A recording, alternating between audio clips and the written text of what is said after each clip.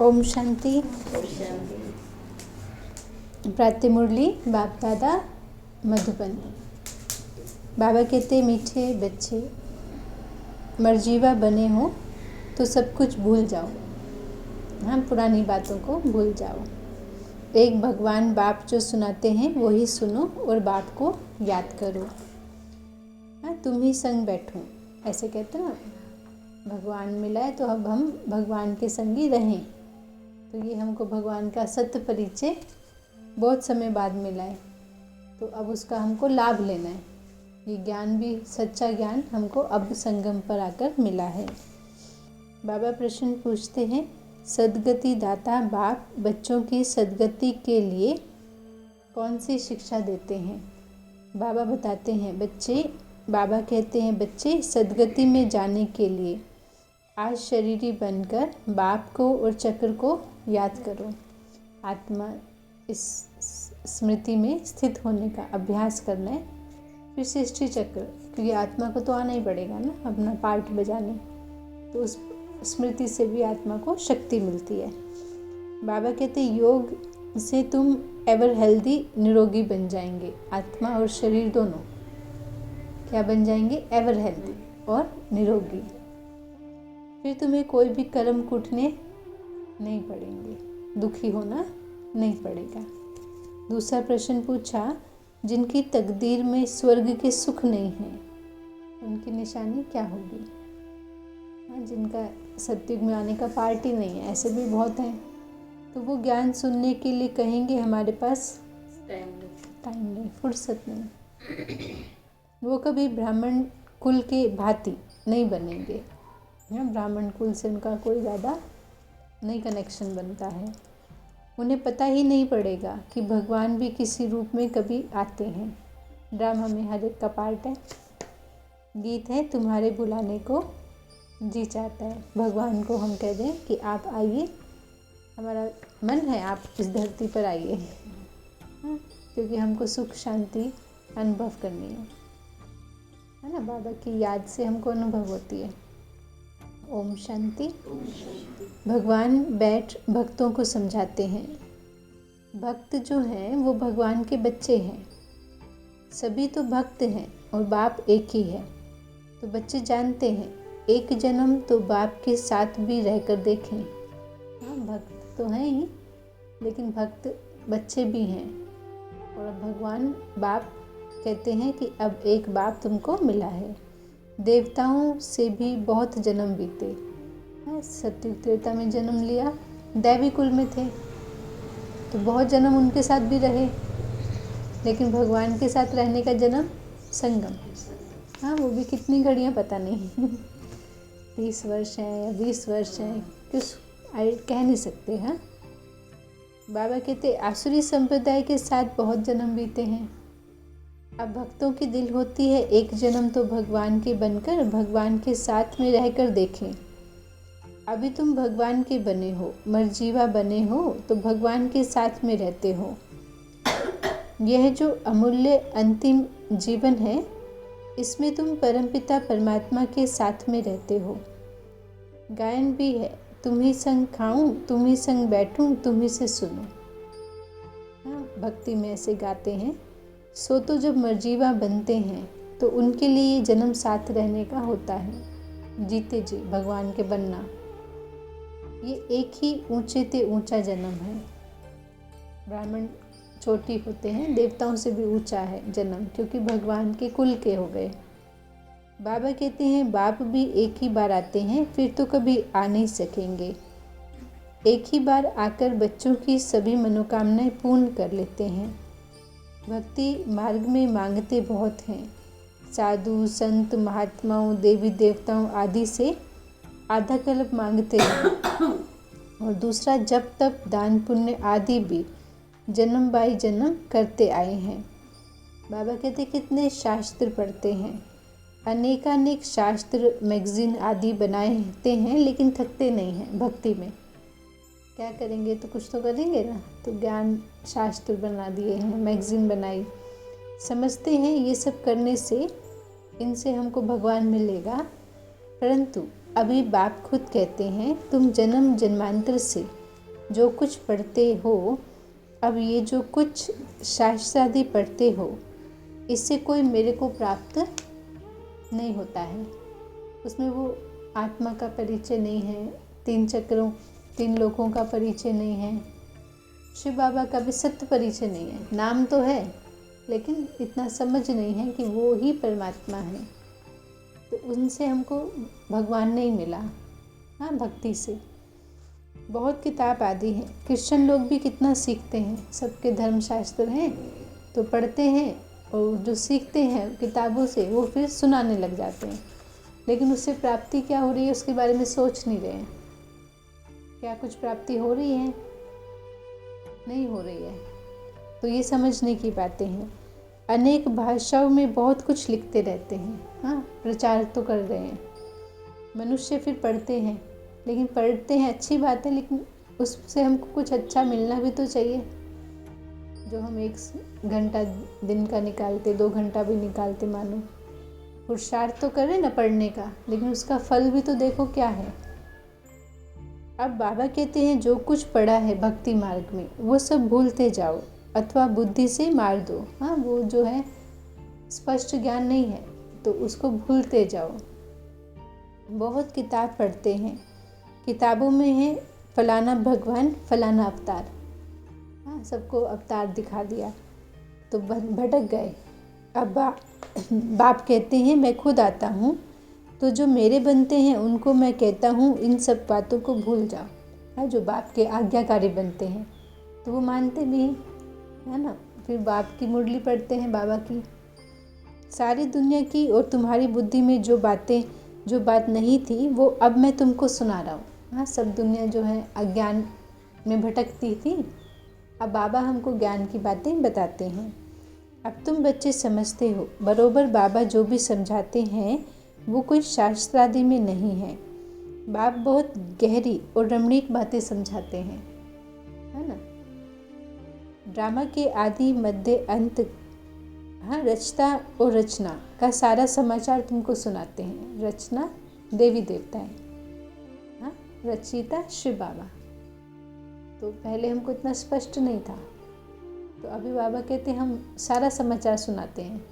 ठीक, दुनिया की शुरुआत कब हुई, कैसे धीरे धीरे कलयुग बने, ये सब समाचार बाबा ने सुनाया। फिर भी कहते हैं अच्छा जास्ती नहीं समझते हैं तो 2 अक्षर याद करो। क्या? मन मना भव। हाँ, शिव बाबा को याद करना है, और मध्य जीवी भव माना वैकुंठ को भी याद करना है। ये अक्षर तो भक्ति मार्ग की गीता के हैं, परंतु बाप इसका अर्थ अच्छी रीति समझाते हैं। भगवान ने तो सहज राजयोग सिखाया है। कहते हैं सिर्फ मुझ बाप को याद करो, तो क्या होता है, बुद्धि का ताला खुलता जाता है, ज्ञान समझ आ जाता है। भक्ति में भी बाप को बहुत याद करते हैं, लेकिन परिचय नहीं है ना। याद तो कर रहे हैं लेकिन किसी और को भगवान समझते हैं, फिर उनको याद कर रहे हैं, सही विधि नहीं है। भक्ति में भी बहुत याद करते थे, गाते भी हैं दुख में सिमरन सब करें, हाँ, फिर भी कुछ समझते नहीं हैं। तो ज़रूर सत्युग त्रेता में सुख की दुनिया है, तो याद क्यों करेंगे। बाबा कहते हैं अभी माया के राज्य में दुख होता है, तब बाप को याद करना होता है। फिर सत्युग में अतः सुख भी याद आता है। उस सुख की दुनिया में वही थे जिन्होंने बाप से संगम युग पर राजयोग और ज्ञान सीखा था। बाबा कहते हैं बच्चों में देखो हैं कैसे अनपढ़, उन्हों के लिए तो और ही अच्छा है। हाँ, जिन्होंने कलयुग का ज्ञान नहीं लिया तो बाबा कहते अच्छा है, भूलना नहीं पड़ेगा, है ना। जिन्होंने लिया है तो उसको तो पहले मिटाना पड़े, मेहनत डबल हो जाएगी। और जिनका प्लेन पेपर है उसको तो बाबा लिखता जाएगा, वो छपता जाएगा, ऐसा ही ना। तो बाबा कहते क्योंकि कहाँ भी बुद्धि जाती नहीं है ना। ये कोई राह में कभी चले नहीं है तो कितनी स्वच्छ बुद्धि होगी, है ना। भटक के फिर सही रास्ते में आए तो उनको तो मेहनत ज़्यादा लगती है। यहाँ तो सिर्फ चुप रहना है, हाँ, यहाँ कोई भजन कीर्तन तो है नहीं, है ना। इसलिए बाबा ने कहा चुप रहकर मन में शिव बाबा को याद करना है, मुख से कुछ नहीं कहना है। सिर्फ बाबा को याद करते रहोगे तो विक्रम विनाश हो जाएंगे। फिर साथ में ले चलेंगे। हाँ, जब शरीर की आयु पूरी होगी, हाँ, तो कहाँ जाएंगे? मुक्ति धाम में। हाँ, अब इतनी समझ तो है ना, भटकेंगे तो नहीं ना। तो आत्मा को बाप का परिचय है, घर का परिचय है, फिर वहाँ से कहाँ आना है? तो बैकुंठ में, है ना। कर्म अनुसार परिवार जो भी मिलेगा अच्छा ही मिलेगा। सिर्फ बाबा को याद करते रहो। हाँ, ये बातें कुछ ना कुछ गीता में है। प्राचीन भारत का धर्म शास्त्र है ही एक। यही भारत नया था, अब पुराना हो गया। शास्त्र तो एक ही होगा ना, जैसे बाइबल एक है। जब से क्रिश्चियन धर्म स्थापन हुआ तो अंत तक उनका शास्त्र एक ही है। तो अपना भी गीता है शास्त्र। क्राइस्ट की बहुत महिमा करते हैं, कहते हैं उसने पीस स्थापन किया। अब उसने तो आकर क्रिश्चियन धर्म की स्थापना की। बाबा कहते उसमें पीस की तो बात नहीं है। जो आते हैं उनकी महिमा करते रहते हैं, क्योंकि अपनी महिमा को भूले हुए हैं। भारतवासियों की बात है। बाबा कहते जितने नए नए धर्म स्थापक आए, हाँ, सत्व प्रधान आत्मा है, तो भारतवासी बेचारे भटक गए, तो उनकी तो महिमा गा रहे हैं, लेकिन अपने बारे में कुछ जानते नहीं हैं कि खुद कितने धनवान थे, बुद्धिमान थे। बौद्ध, क्रिश्चियन आदि अपने धर्म को छोड़ औरों की महिमा करते हैं? नहीं करेंगे, पढ़ते भी नहीं अन्य धर्म शास्त्र। भारतवासियों का अपना धर्म अभी है नहीं, देवता धर्म। हाँ, तो बहुत भटकते हैं, तो सभी धर्म शास्त्र पढ़ते रहते हैं, दूसरों को भी पढ़ते हैं। ये भी ड्रामा में नूंधा हुआ है। जब तक बाबा नहीं मिलता तो ढूंढते तो है ना ज्ञान को, उस तलाश में बहुत कुछ पढ़ते हैं। जब बिल्कुल नास्तिक बन जाते हैं तो बाप फिर आ जाते हैं। हाँ, बाबा समझाते हैं बच्चे स्कूलों आदि में जो किताबें पढ़ाई जाती हैं उसमें तो फिर भी एम ऑब्जेक्ट है। जो बच्चे स्कूल जाते हैं तो उनको भी कोई ना कोई मर्तबा मिल जाता है ना, 20 वर्ष की पढ़ाई के बाद। लेकिन सिर्फ सत्संग करते रहते हैं तो, क्योंकि इसमें एम ऑब्जेक्ट नहीं है। हमारे में तो एम ऑब्जेक्ट है ना। इस सत्संग में तो एम ऑब्जेक्ट है। क्या बनना है? दैवी स्वभाव वाला बनना है, अपने को बदलना है। लेकिन बाकी जगह जाते हैं तो एम ऑब्जेक्ट तो नहीं है। तो बाबा कहते फिर फ़ायदा अथवा कमाई होती है अगर एम ऑब्जेक्ट है जीवन में। हम कहीं पे समय दे रहे हैं, कुछ कला सीखते हैं, कुछ ज्ञान भी सीखते हैं, उसमें हमें है कि हम इस पढ़ाई के बाद ये पद पाने वाले हैं। हाँ, तो ये कमाई का साधन बन जाता है, तो इसमें फ़ायदा भी होता है। बाबा कहते हैं मर्तबा भी मिलता है, पोजीशन भी मिलता है। बाकी शास्त्र आज भी पढ़ते हैं, उसको अंधश्रद्धा कहा जाता है, क्योंकि उसमें मेहनत नहीं कर रहे हैं अपने ऊपर। क्रोध है तो है, छोड़ना है ऐसा नहीं सोचते हैं। लेकिन यहाँ बाबा कितनी शिक्षा देता है, क्रोध को छोड़ना है ना।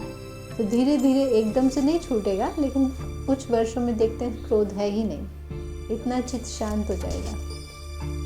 तो क्या पद मिल गया? शांति की देवी, हाँ, संतुष्ट मणि। पढ़ाई को कभी अंधश्रद्धा नहीं कहेंगे। पढ़ाई में विज्ञान होता है, समझ होती है। ऐसे नहीं कि अंधश्रद्धा से पढ़ते हैं, हाँ बस पढ़ रहे हैं। अरे क्या हो पढ़ रहे हैं? कहेंगे डॉक्टर बनना है, ऐसा ही कहेंगे ना, या इंजीनियर बनना है। तो सिर्फ पढ़ रहे हैं तो नहीं कहते, कोई लक्ष्य लेके पढ़ते हैं। ये एग्ज़ाम पास करना है, हाँ, बैंक का मैनेजर बनना है, तो वो पढ़ाई में लक्ष्य हो गया। तो ऐसे ही अपना भी लक्ष्य है, क्या बनना है? देवता बनना है, लक्ष्मी नारायण बनना है। तो उस अनुसार हमको पढ़ना है, धारणा करनी है। तो बाबा कहते पढ़ाई से बैरिस्टर इंजीनियर बनते हैं, अब उनको अंधश्रद्धा कैसे कहेंगे? उसमें तो कोई मंजिल तो है ना, चाहे तो एक जन्म की भी है, मतलब अगले जन्म में तो वो इंजीनियर नहीं रहेगा, लेकिन इस जन्म का मेहनत का फल उसको मिलता है। ये भी पाठशाला है। हाँ, बाबा ने कहा ये कोई सत्संग नहीं है, ये क्या है? पाठशाला। हाँ, इससे भी हमको मर्तबा मिलता है, पूज्य देवी बनते हैं, ये मर्तबा मिलता है इस पढ़ाई से। लिखा है ईश्वरीय विश्वविद्यालय, माना पढ़ाने वाला कौन है? भगवान। ईश्वर माना भगवान, हाँ, वो हमको पढ़ाते हैं। तो ईश्वर पढ़ाते हैं तो ज़रूर ऊंचा पद देने के लिए पढ़ाते हैं। तो समझना चाहिए, ज़रूर ईश्वर का बहुत बड़ा विद्यालय होगा। ईश्वर है ना तो पूरे विश्व में बाबा का स्कूल है, चलता है। सो भी विश्व के लिए है, सबको बाप का पैगाम देना है। क्या पैगाम है? कि देह सहित सभी धर्मों को छोड़ के अपने को आत्मा सब धर्म में टिक जाओ। देह के धर्म, हिंदू, मुस्लिम, जो भी अन्य धर्म है, बौद्ध, वो शरीर के आधार से धर्म हो गया। लेकिन आत्मा का धर्म क्या है? शांति। तो सच्चा धर्म क्या है? शांति। तो सब धर्म में टिकना है। हाँ, फिर अपने पिता को, शांति के सागर शिव बाबा को याद करो। तो ऐसा करते करते अभ्यास क्या हो जाएगा? अंतमति सो गति हो जाएगी। जुड़ता हुआ भाग्य, जितना जुड़ा वो ले जाएंगे। अंत जब समय आएगा तो जुड़ा तो होगा ना, तो वो उस अनुसार हमें वैसी ही गति प्राप्त होती है। अपना भी चार्ट देखना है, आत्मा का खाता देखना है। कितना समय हम बाबा की याद में रहते हैं? 24 घंटे में कितना समय मैंने कमाई करी? बाबा की याद मतलब कमाई। हाँ, आत्मा के खाते में कितना पुण्य जमा हुआ? ऐसा नहीं हर एक रेगुलर चार्ट लिखेंगे, नहीं, थक जाते हैं। हाँ, अपना चार्ट लिखते नहीं हैं, थक जाते हैं। वास्तव में क्या करना है? रोज अपना मुख आईने में देखना है। कौन सा मुख, कौन सा आईना? ज्ञान। हाँ, मुख आत्मा का, मन रूपी दर्पण। हाँ, कैसे विचार उसमें आते हैं? तो ज्ञान के आधार से अपने अंतर मन को देखना है ज्ञान के दर्पण में। तो पता पड़ता है कि हम क्या लक्ष्मी अथवा सीता को वरने लायक हैं। हम कहते तो हैं कि हमको ये बनना है, लेकिन क्या हमने वो स्थिति बनाई? हाँ, कहीं प्रजा में तो नहीं चले जाएंगे। हाँ, देखो, राजा माना प्रजा से ज़्यादा धनवान होगा, ज़्यादा पुण्य किया है ना। तो बनना है तो अच्छी बात है, लेकिन उतना पुण्य भी तो जोड़ना पड़े ना। तो ये तो समझने की बात है ना। इसमें तो कोई दो राय नहीं है। पुरुषार्थ तीव्र कराने के लिए चार्ट लिखने को कहा जाता है। देख भी सकते हैं कि हमने कितना समय शिव बाबा को याद किया। अब 24 घंटे में हम ये पुण्य तो करें। कौन सा? शिव बाबा को याद करना। हाँ, ये सबसे सहज पुण्य का खाता जोड़ने का विधि बाबा ने सिखाई है। सारी दिनचर्या सामने आ जाती है। जैसे छोटेपन से लेकर सारे आयु की जीवन याद तो रहती है ना, तो क्या एक दिन का याद नहीं पड़ेगा? हाँ, पूरा जीवन नहीं याद है, लेकिन बहुत सारी बातें याद हैं। लेकिन सिर्फ आज को याद करें तो पूरा दिन याद तो आएगा ना, क्या क्या किया। देखना है हम बाबा को और चक्र को कितना समय याद करते।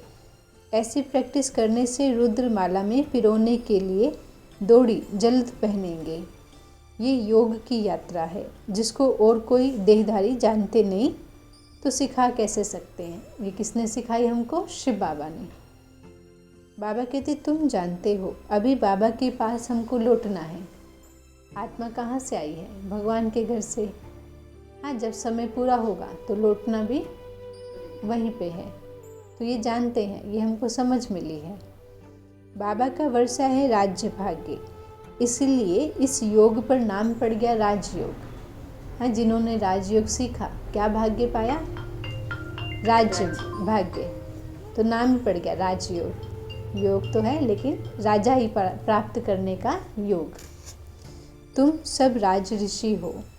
दुनिया में जो सन्यासी हैं वो हठ योग ऋषि हैं। रहते तो वो भी पवित्र हैं। राजाई में राजा रानी प्रजा सब चाहिए। सन्यासियों में राजा रानी नहीं है। हाँ, वो तो घर बार छोड़ा है, लेकिन हम घर बार में रहते हुए बाबा से वर्षा लेते हैं। उन्हों का हद का वैराग्य है, तुम्हारा बेहद का वैराग्य है ना। बुराइयों का वैराग्य है। एक दो मनुष्य को नहीं छोड़ना है ना। अभी सन्यासी अपना परिवार छोड़ के जाते हैं, लेकिन रहेंगे तो दुनिया में ना, दुनिया से बाहर तो नहीं जा सकते। तो बाबा कहते हद मना एक दो को छोड़ने का वैराग्य नहीं, अपने अंदर की बुराई को छोड़ना है। ठीक, वह घर बार छोड़ते हैं लेकिन रहते तो यही हैं। दुनिया में तो रहते हैं ना। और दुनिया कैसी है? विकारी ही है। कहीं भी जाएंगे तो क्रोध नहीं आएगा, ऐसा तो नहीं है ना। क्रोध अंदर भीतर है, स्थान बदलने से थोड़ी बदल जाएगा। तो उसको हमें योग और ज्ञान से जीतना है। तुम्हारे लिए तो इस दुनिया के बाद फिर स्वर्ग है, दैवी बगीचा, तो वही याद पड़ेगा। ये बात तुम बच्चे ही बुद्धि में रख सकते हो।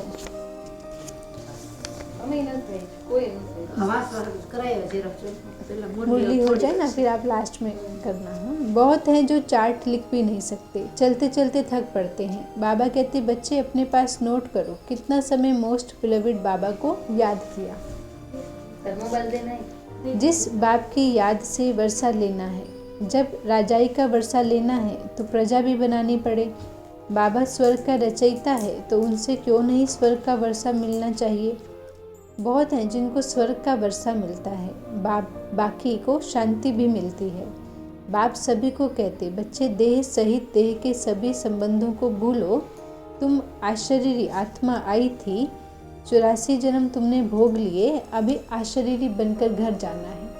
हाँ, अपना जो भी जन्म मरण का पाठ था धीरे धीरे करके 1 जन्म 2 जन्म 3 जन्म करके फिर 84 जन्म हमने लिए। अब अंतिम समय है, अब कहाँ जाना है, तो अब मुक्ति धाम में जाना है। बाबा कहते क्रिश्चियन धर्म वालों को कहेंगे तुम क्राइस्ट के पीछे आए हो। तुम भी जब आए थे तो बगैर शरीर आए थे। हाँ, यहाँ पे शरीर धारण करके पाठ बजाते हैं। अब तुम्हारा भी पाठ पूरा होता है। भले उनके 84 जन्म नहीं हैं, लेकिन उनका भी तो पाठ पूरा होता है ना। कलयुग का अंत आ गया, अब तुम बाप को याद करो। मुक्तिधाम वाले सुनकर बहुत खुश होंगे, क्योंकि वो तो चाहते ही मुक्ति हैं। बहुत लोग हैं जो मुक्ति के लिए पुरुषार्थ करते, समझते हैं जीवन मुक्ति पाएंगे फिर तो दुख में आएंगे। सुख तो मिलता है, लेकिन सुख के बाद फिर दुख भी आता है, तो इससे तो मुक्ति अच्छी। लेकिन मुक्ति में भी कितना समय रहेंगे, उसके बाद फिर आना तो पड़ेगा। ये नहीं जानते सुख तो बहुत है। हाँ, थोड़ा सुख नहीं है, वैकुंठ का सुख बहुत है। हम आत्मा परम धाम में बाप के साथ में रहने वाली हैं, परंतु परम धाम घर को भूल गए। कहते हैं बाबा आकर सभी मैसेंजर्स को भेजते हैं, वास्तव में कोई भेजता नहीं है, सब ड्रामा है। बाबा किसी को नहीं भेजता, जो भी आत्मा आती है अपने समय अनुसार आती है ना, चाहे कोई भी आत्मा आई। बाबा कहते मैं किसी को भेजता नहीं हूँ। बाबा कहते हैं ये सब ड्रामा है, बना हुआ है, हम तो सारे ड्रामा को जानते हैं। तुम बच्चों की बुद्धि में बाप और चक्र है, उसको याद करते हो तो तुम चक्रवर्ती राजा अवश्य बनेंगे। मनुष्य तो समझते हैं यहाँ दुख बहुत है, इसलिए हम मुक्त हो जाएं। हाँ, मुक्ति क्यों चाहते हैं, क्योंकि दुख बहुत है, और दुख ना हो तो यहीं रहना चाहेंगे, है ना। यहाँ से जाने की इच्छा नहीं है, लेकिन दुख के कारण भगवान को कहते हैं भी मुक्ति दो। ये 2 अक्षर गति और सद्गति चले आते हैं, परंतु इनका अर्थ कोई नहीं जानते। तुम बच्चे जानते हो सब आत्माओं का सद्गति दाता एक बाप है, बाकी सब पतित है। दुनिया सारी पतित है। इन अक्षरों पर भी कोई कोई बिगड़ते हैं। हाँ, बाबा कहते हैं बच्चे इस शरीर को भूल जाओ, देह के भान में मत रहो। हाँ, आत्माभिमानी बनना है।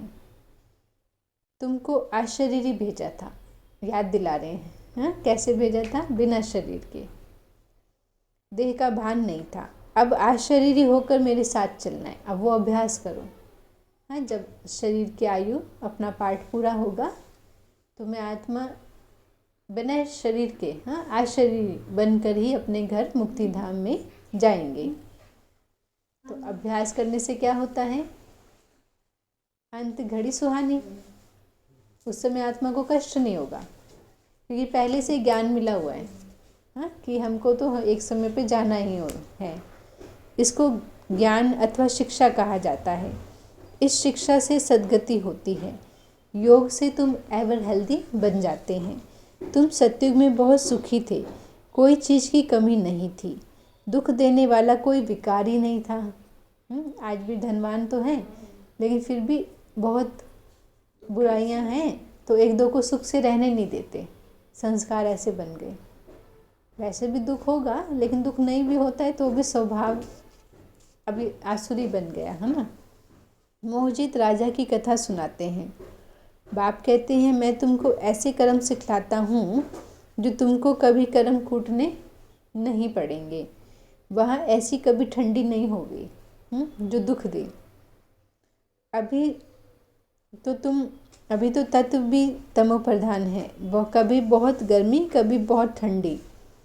वहाँ ऐसी आपदाएं होती नहीं हैं। वैकुंठ में सदैव बसंत ऋतु रहती है। प्रकृति दुख नहीं देती है। बहुत ठंड पड़े वो भी दुख है, बहुत गर्मी पड़े वो भी दुख। तो वैकुंठ में ऐसा मौसम नहीं है।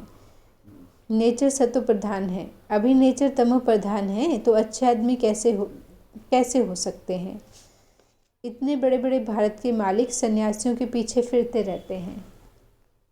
बड़े बड़े धनवान व्यक्ति भी जाते रहते हैं सन्यासियों के पीछे। उनके पास बच्चियां जाती हैं तो क्या कहते हैं, फुर्सत नहीं है। देखो उनसे सन्यासियों से तो बैकुंठ की बादशाही नहीं मिलेगी, लेकिन भारत की परंपरा है तो गुरुओं के पीछे तो वो समय देते हैं। लेकिन जो भगवान का कार्य गुप्त वेश में बहनों के माध्यम से चलता है वो जाएंगे तो ज्ञान सुनने के लिए क्या कहते हैं, समय नहीं है।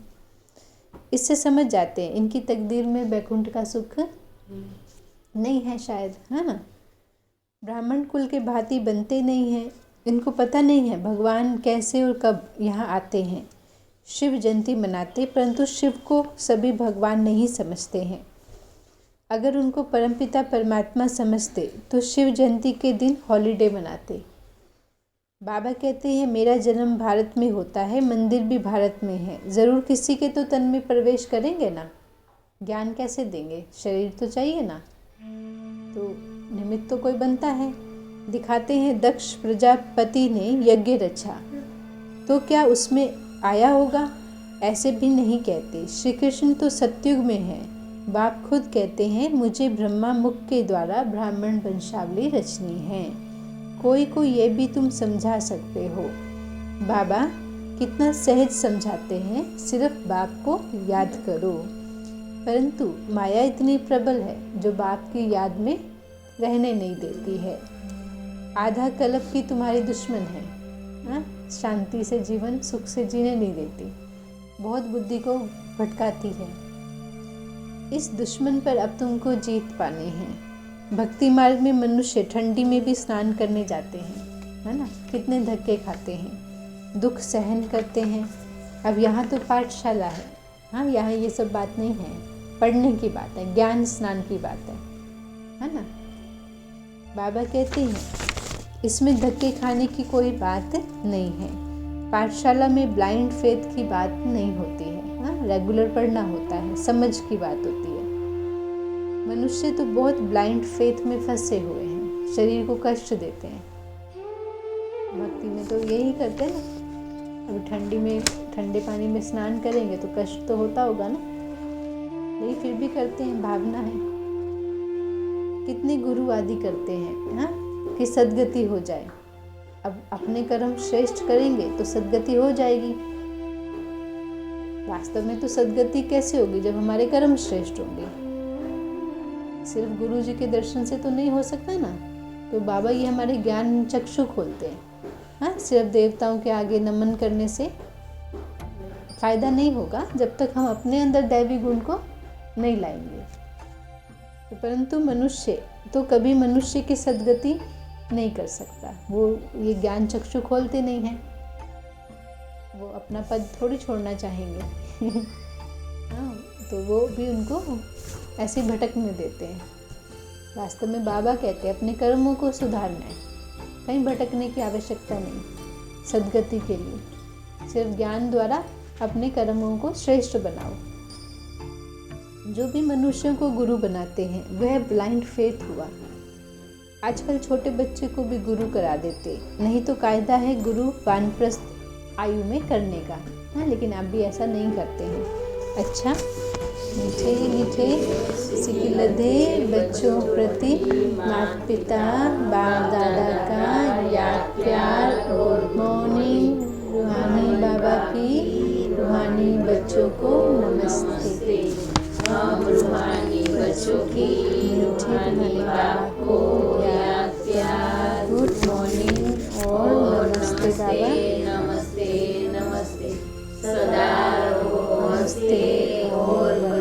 फरिश्ते।